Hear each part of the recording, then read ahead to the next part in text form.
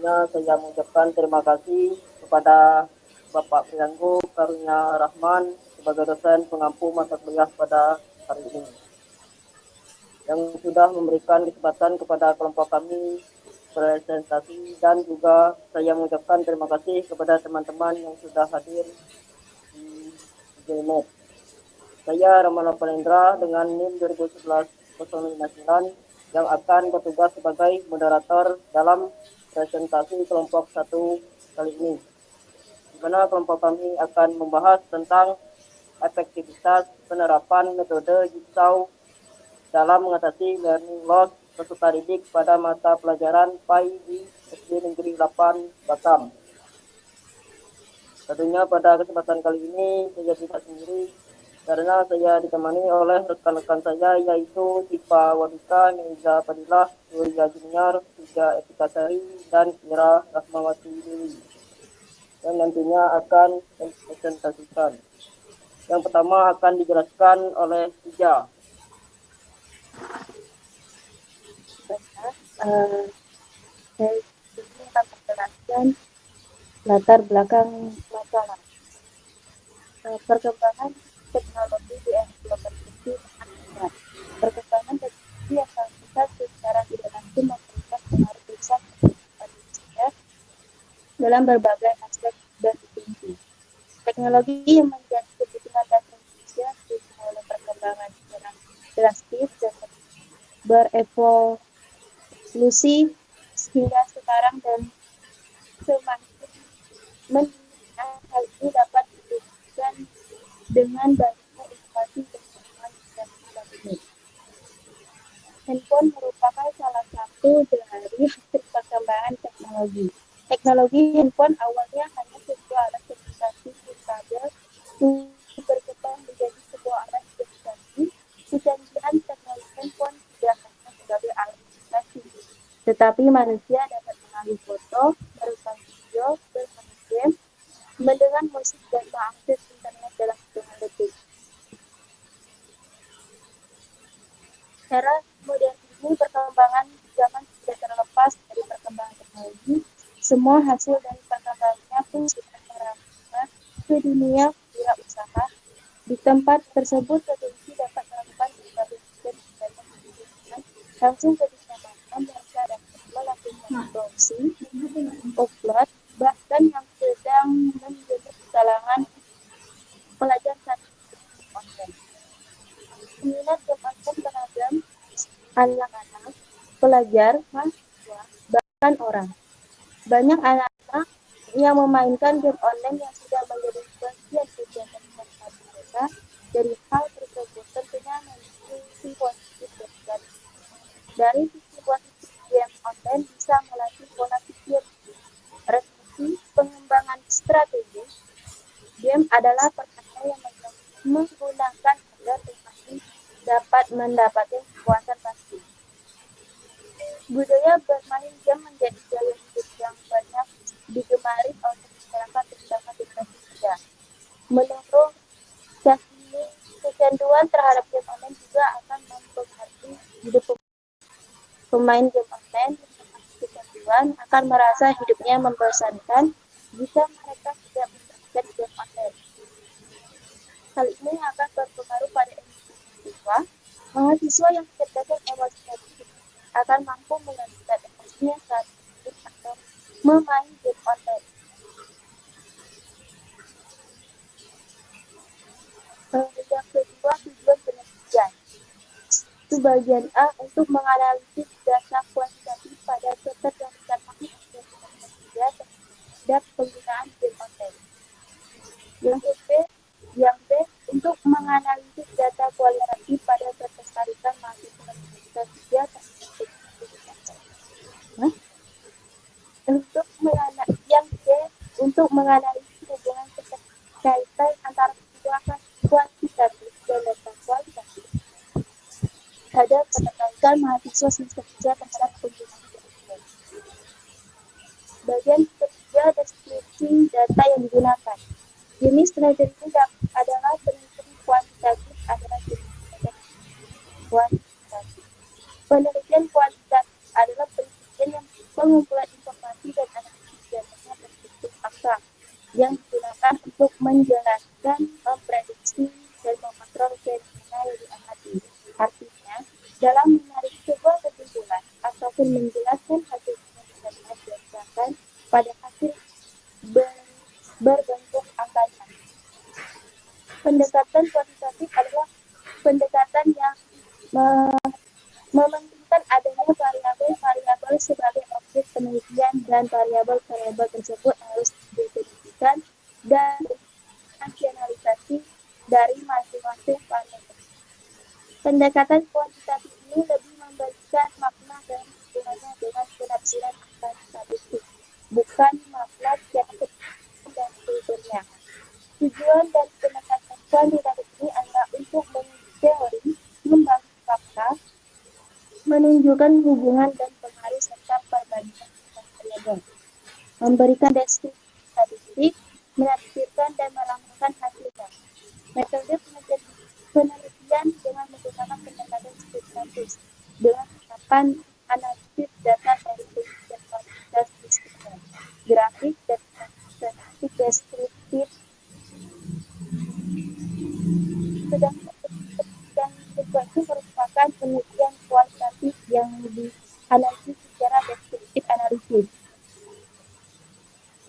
Sehingga penelitian ini adalah kualitatif deskriptif box dan Taylor dan Lexington Moleon mengemukakan bahwa metode kualitatif sebagai metode penelitian yang menghasilkan data deskriptif berupa kata-kata tertulis atau lisan dari orang-orang dan pelaku yang diamati. Penelitian deskriptif merupakan metode penelitian yang berusaha mengamalkan dan menginterpretasi objek dengan apa adanya, sedangkan penelitian kualitatif adalah prosedur penelitian yang menghasilkan deskriptif kata-kata tertulis atau lisan dari orang-orang dan perilaku yang dapat diamati. Baiklah, saya kembalikan kepada moderator. Terima kasih. Selanjutnya saya sendiri. Uji normalitas. Uji normalitas dalam penelitian ini dilakukan pada variabel metode Jigsaw X dan learning loss Y dengan menggunakan Kolmogorov-Smirnov dengan bantuan SPSS 25 for Windows untuk mengidentifikasi data berdistribusi normal adalah dengan melihat nilai dua Taylor signifikansi, yaitu jika nilai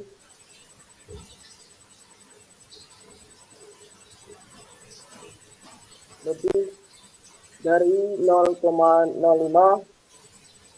maka dapat disimpulkan bahwa variabel penelitian berdistribusi normal. Adapun hasil perhitungan uji normalitas variabel metode Jigsaw X dan learning loss Y dengan menggunakan Kolmogorov-Smirnov ini dengan hasil nilai hasil X 2 Taylor sebesar 0,20 lebih besar dari 0,05 dan data ini dapat dikatakan berdistribusi normal.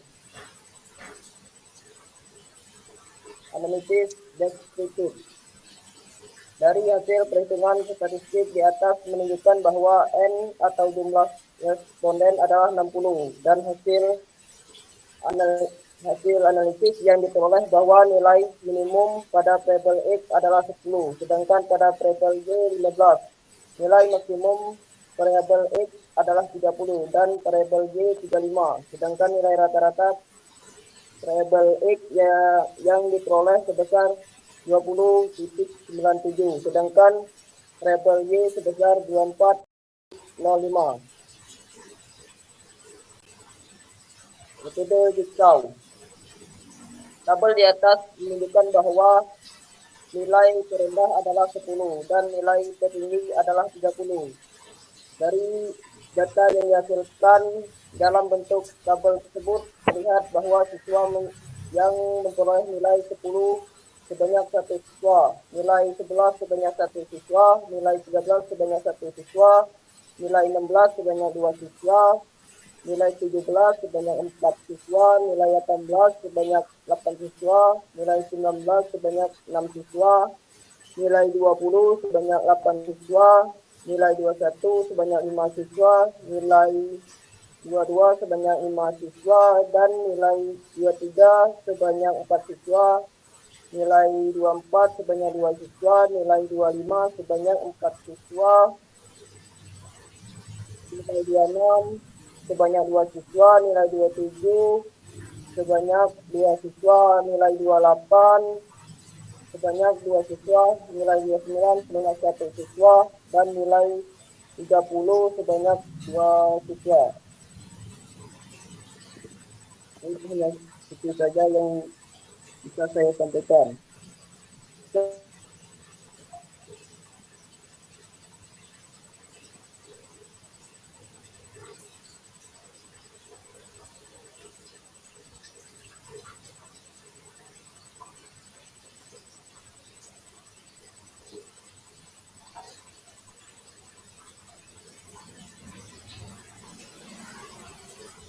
Selanjutnya Ira.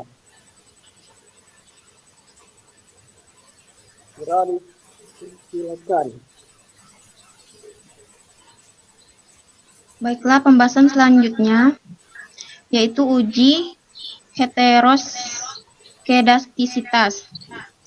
Berdasarkan hasil uji heterokedastisitas tersebut, diketahui bahwa nilai signifikansi variabel metode Jigsaw atau X sebesar 0,277 lebih dari 0,005. Maka dengan hal ini dapat disimpulkan bahwa tidak terjadi gejala heterokedastisitas dalam model regresi ini. Selanjutnya yaitu uji linearitas. Dari output tersebut diketahui bahwa nilai F hitung adalah sebesar 31.6002 dengan taraf signifikansi sebesar 0,000 lebih dari kurang dari 0,05 dan nilai deviation from linearity sebesar 253 lebih dari 0,05. Maka model regresi dapat digunakan untuk memprediksi variabel metode Jigsaw atau X, atau dengan kata lain bahwa terdapat keefektifan penerapan metode Jigsaw dalam mengatasi learning loss atau Y. Baiklah, selanjutnya saya kembalikan kepada moderator.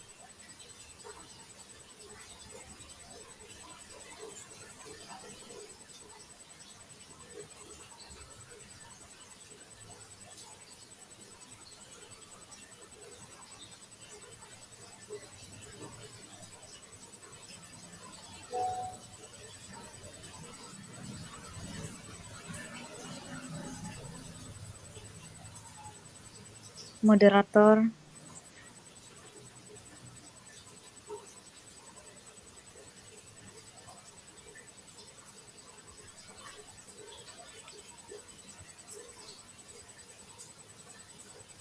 Maaf. Selanjutnya Sipa.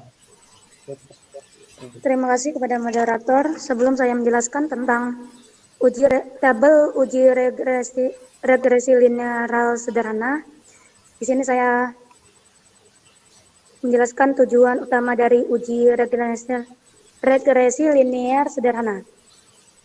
Uji regresi linear sederhana adalah teknik analisis pastika yang digunakan untuk menguji hubungan antara satu variabel independen dengan satu variabel dependen. Uji ini merupakan salah satu teknik analisis regresi yang paling umum. Tujuan utama dari uji regresi linear sederhana adalah untuk memprediksi nilai variabel dependen dalam hubungannya dengan variabel independen. Dengan demikian dapat diprediksi seberapa besar perubahan nilai variabel dependen bila nilai variabel dinaik turunkan. Di sini ada tabel uji regresi linear sederhana.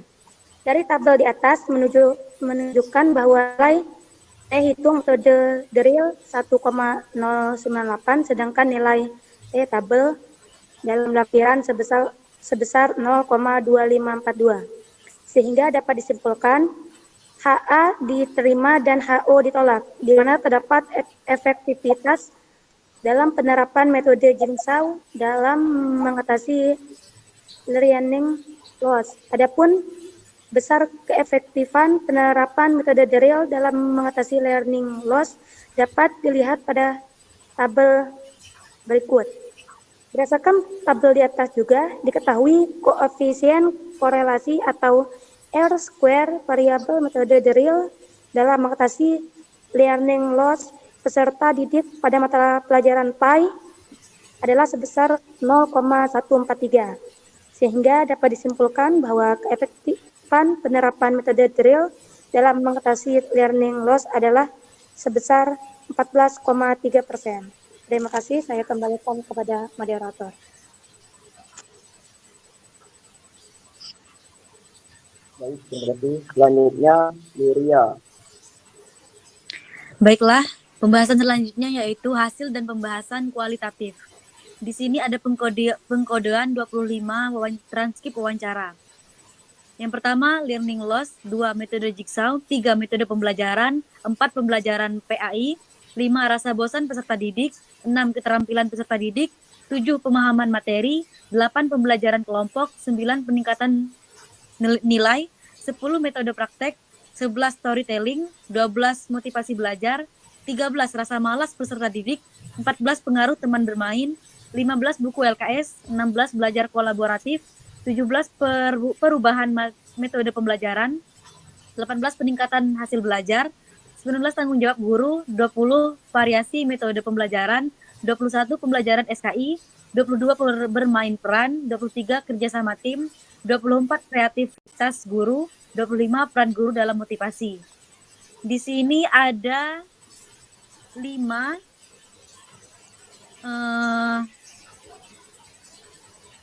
terkait efektivitas penerapan metode Jigsaw dalam mengatasi learning loss pada pelajaran PAI. Yang pertama, penyebab learning loss, segmen data, yaitu penyebab utama terjadinya learning loss ini dikarenakan menurunnya rasa ingin tahu peserta didik terhadap materi PAI. Mereka menganggap bahwasanya pembelajaran PAI ini sangat membosankan dikarenakan hanya mengaji dan menghafal saja. Label, kebosanan terhadap materi PAI, metode pembelajarannya monoton. Segmen datanya, sehingga banyak peserta didik malas untuk belajar materi PAI. Yang kedua, respon guru terhadap learning loss. Segmen datanya, biasanya ibu sesuaikan dengan materi apa.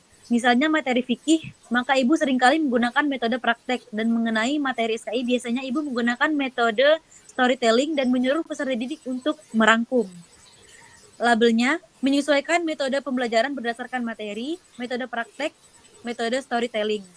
Segmen datanya, mungkin dari pihak kami sebagai guru harus menggunakan beberapa metode yang sesuai dengan berbeda-beda di setiap pertemuan pembelajaran agar menghindari peserta didik menjadi bosan. Labelnya, penerapan metode bervariasi untuk mencegah kebosanan. Yang ketiga, respon peserta didik terhadap pembelajaran PAI. Segmen datanya, saya malas mengikuti pembelajaran PAI dikarenakan hanya disuruh mengaji terus dan mendengar cerita guru.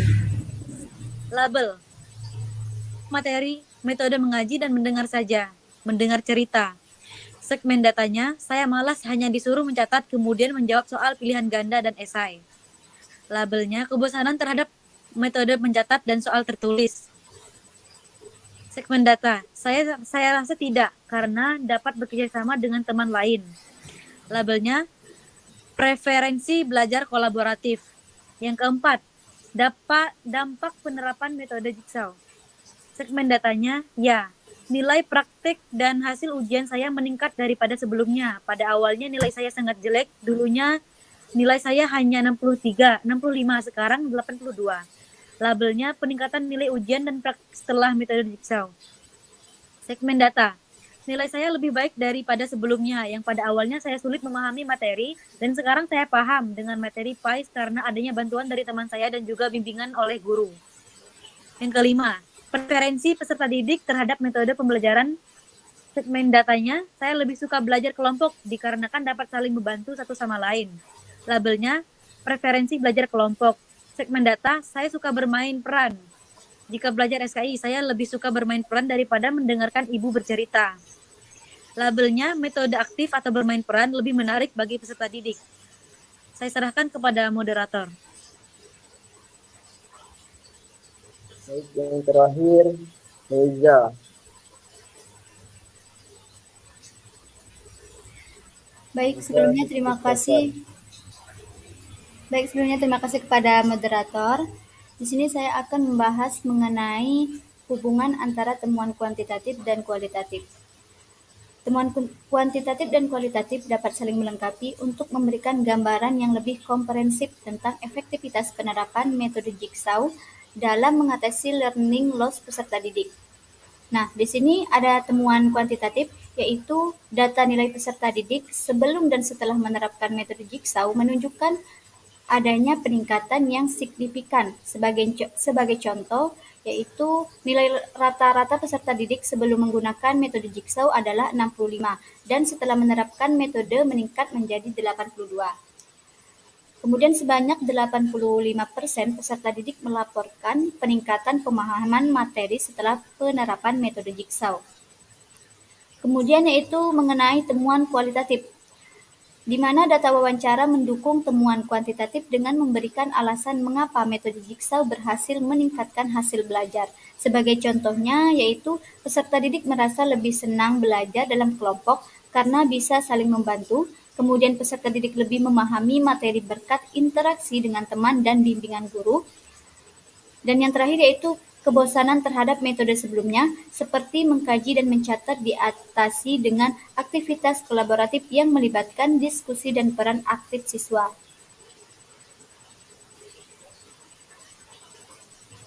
Kemudian pemahaman mengenai data kuantitatif menunjukkan bahwa metode Jigsaw ini meningkatkan hasil belajar, tetapi data kualitatif memberikan konteks mengapa metode tersebut berhasil, seperti preferensi peserta didik terhadap aktivitas kolaboratif.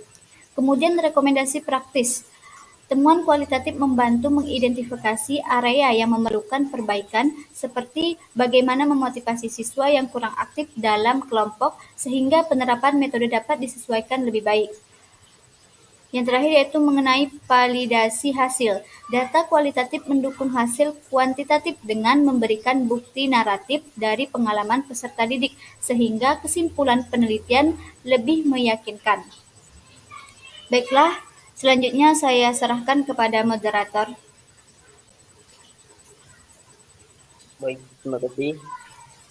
Demikian tadi presentasi kelompok kami. Saya sebagai moderator pamit undur diri dan mohon maaf apabila ada salah kata dari kelompok kami. Wassalamualaikum warahmatullahi wabarakatuh. Waalaikumsalam warahmatullahi wabarakatuh.